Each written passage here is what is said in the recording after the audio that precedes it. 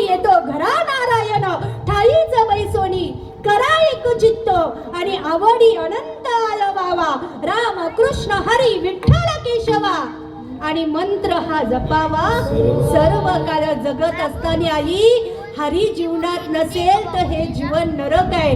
देने को अन्नदान लेने को हरिनाम करने को लीनता और डूबने को अभिमान.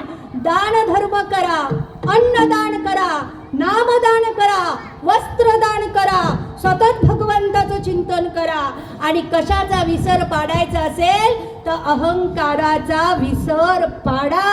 कारण तुम्ही कितीही मोठे असाल तरी प्रत्येकाला एकाच ठिकाणी बोला बोला बोला जरा एकाच ठिकाणी जायचं आहे. तुम्हाला सांगू जाता जाता सांगते वेळ फार कमी आहे. तलोजाला अखंड हरिनाम सप्त्यामध्ये माझं कीर्तन होतं आणि मी कीर्तनाला निघालो त्यांच्या गावातल्या प्रवेशद्वाराच्या आत पोचलो आणि 2 प्रेत यात्रा त्यांच्या गावातून आल्या. एक डाव्या बाजूनी आली एक उजव्या बाजूनी आली.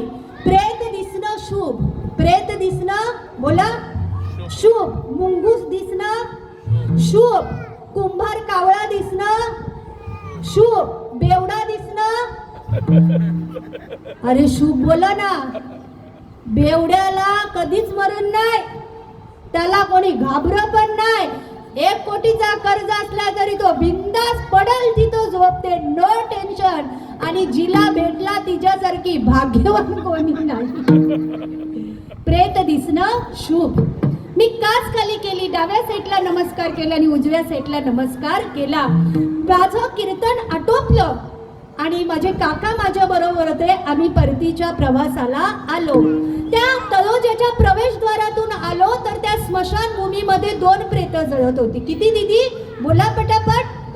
2 प्रेत जळत होती आणि त्या दोन्ही प्रेताच्या मधोमध एक 24-25 वर्षाचा मुलगा बसलेला.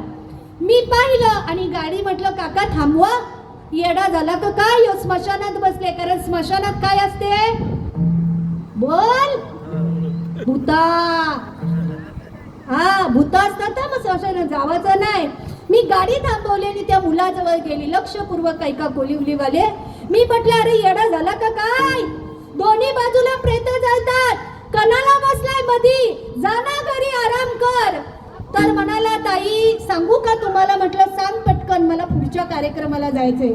माझ्या उजव्या साईडला जे प्रेत जळते ना ते एका कोठ्याधीशाचं आहे. कुठंच आहे पैसेवाल्याचं आहे. काजू बदाम पिस्ता रोज कोंबडा रोज क्वार्टर खाणाऱ्याचं प्रेत जळते. म्हटलं तुझ्या बाप्पाचं काय गेलं. तसं नाही ताई. आणि माझ्या डाव्या साईडला जे प्रेत जळते ते आमच्या गावातला एक गरीब शेतकरी ज्याचे जेवायचे ही वांदे होते ते जळते.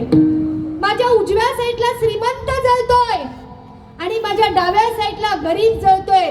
मग म्हटलं झाला काय. मग बोलते श्रीमंताची ही राख आणि गरीबाची ही राख खाणाऱ्याची ही राख आणि वारकऱ्याची ही राख सरपंचाची ही राख आणि आमदाराची ही राख गावाचं कल्याण करणाऱ्याची ही राख आणि गावाचं वाटोळ करणाऱ्याची पण राख. मग आयुष्यभर माणूस कशाचा मान उज्ज्वला ताई करतोय हे मी पाहतोय विठ्ठल.